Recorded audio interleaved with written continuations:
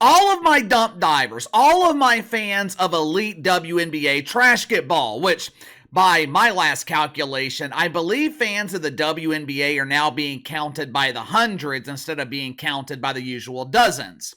The following message, it is for anyone who enjoys watching elite trash engineering and something that almost resembles the level of basketball that you would see at your local YMCA, or as they call it in woke cities, your local LGBT.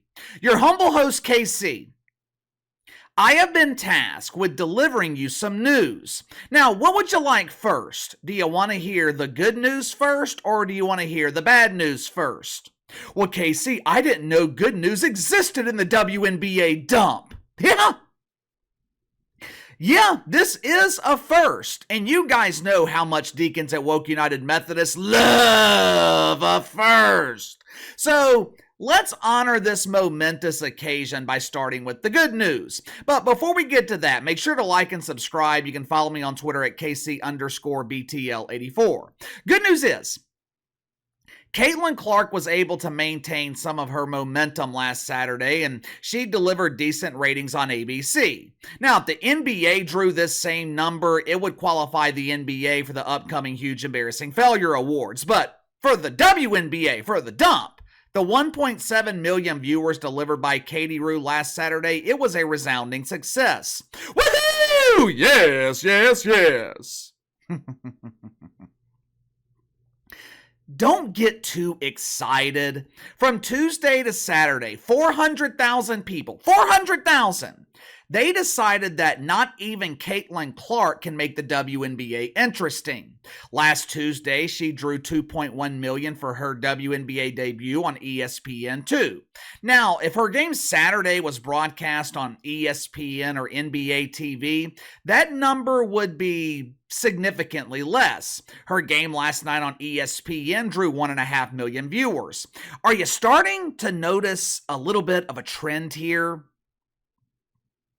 What was most impressive about last Saturday was the Las Vegas Anonymous Faces maintaining Katie Rue's lead-in. A week ago, the Anonymous Faces, they lost almost 80% of Katie Rue's lead-in audience. Saturday afternoon, the Unknown Faces from Las Vegas, they drew 1.3 million viewers for their exciting contest against the LA Sparkles on ABC.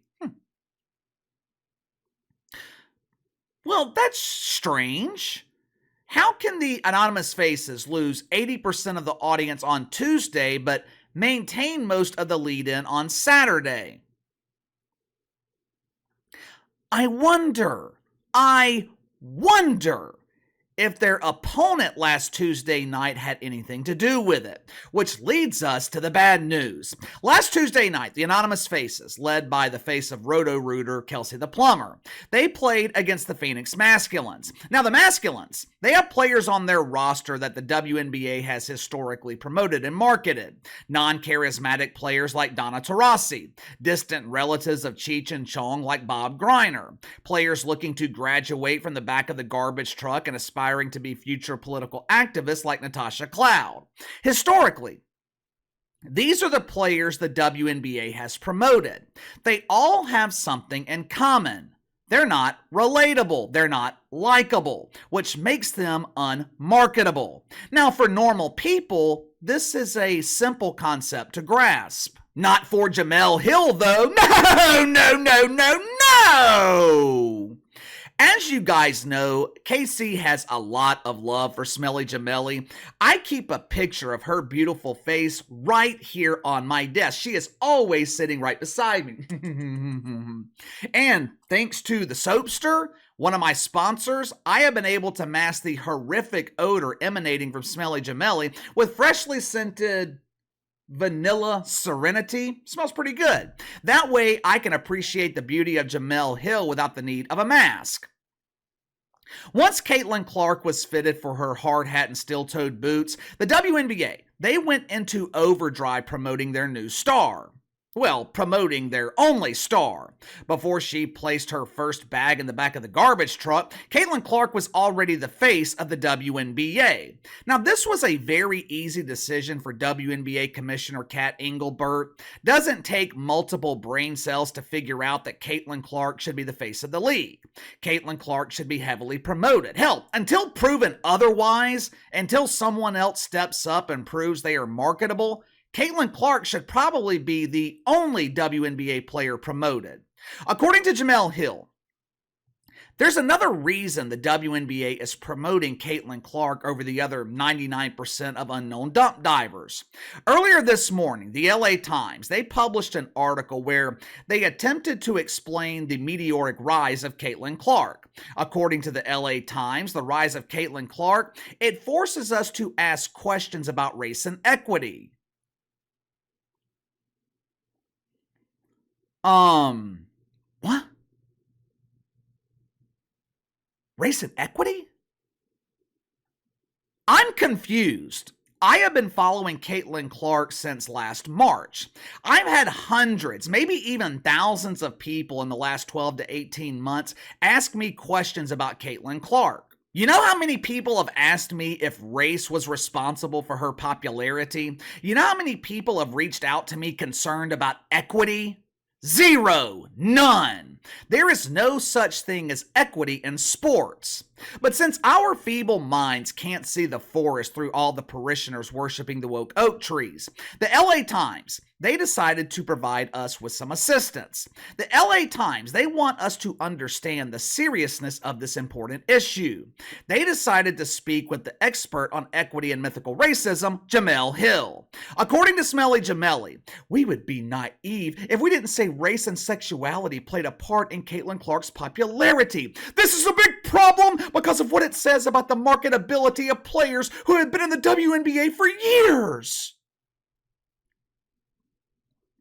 First of all, the question of marketability with current and former WNBA players, that question, very easy to answer. They're not marketable. If they were, this league would have succeeded. This league would have found a way to generate a single peso in profit 30 years ago. And look.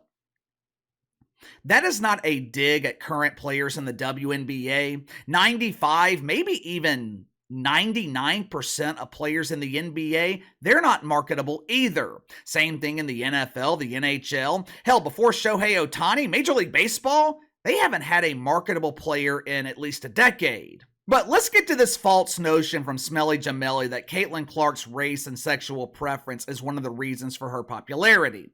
Let's look at this purely from a business perspective. Take the emotion out of it. Look at this from a business and marketing perspective. The racial component, complete bullshit. The WNBA, they have marketed plenty of black players in the past. They have marketed and promoted plenty of white players in the past, and none of it has worked.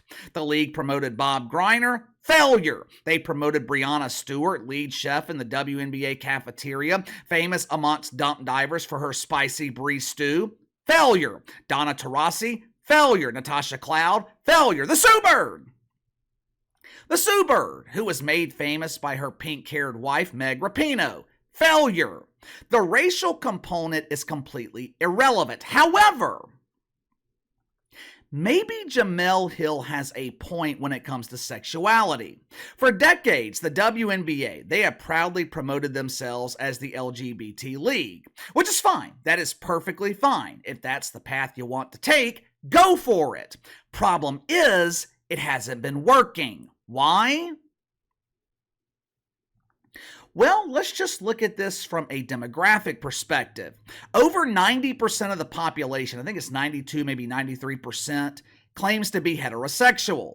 330 million people in America, almost 300 million of them are straight, meaning about 30 million people in this country identify as LGBT, which also means for the last 30 years, the WNBA, they have essentially marketed their product to 30 million people.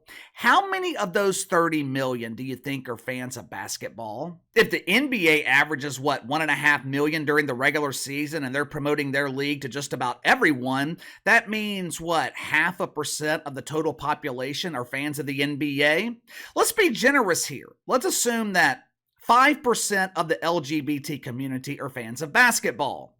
How many are fans of substandard basketball? How many are fans of unentertaining basketball? Do you see where I'm going here? Maybe, just maybe, the WNBA has been a huge embarrassing failure because they have spent decades marketing their product to a small segment of the overall population. Do I think Caitlin Clark's bedroom proclivities have anything to do with her popularity? Do I think lonely men are sitting around thinking, ooh, Katie Rue likes boys. Maybe I have a chance. Maybe she will like me. Absolutely not. However, it does make her more relatable to a larger segment of the overall population. At the end of the day, we attach ourselves to people we relate to. You know why Anthony Edwards is becoming the face of the NBA? Humility, charisma, work ethic, likability. You know why LeBron James has declined in popularity later in his career? Victim mentality, mythical racism. Most people can't relate to a victim mentality. Most people don't have the luxury of having a victim mentality because they are too busy busting their ass trying to afford groceries in this bustling Biden economy. Jemele Hill also claimed that we can celebrate Caitlin Clark while not erasing minority players in the WNBA. It's okay to celebrate Katie Rue, but we can't erase black women. I mean, they built this dump and they continue to build it. What exactly has been built in the WNBA? It's not like Caitlin Clark walked into a shiny new castle. She walked into a high school gym. She walked into coach seats on Delta Airlines, bathroom seats on the Greyhound bus. She walked into accommodations at the one-star motel where rooms are rented by the hour and in some cases rented by the minute. No one is erasing legacies in the WNBA, but here's the thing. If no one was watching, is it really a legacy? How can you have a legacy to forget or erase if people weren't there to witness it? Like I told you guys a few weeks ago, the mainstream media, they are trying to turn the WNBA into a tool for racial division. For years, the media has been begging, they have been begging for the WNBA to be given a chance. And now when people are finally watching, Jemele Hill's upset because the only star, the only draw in the league is someone the media would describe as being a white Christian nationalist. And it's not just the media. It's not just Jemele Hill. This narrative, it was started by jealous WNBA players. I'm telling you, if they're not careful, they are going to self-destruct. People are not going to support narratives of racial division. Most people are simply tired of it.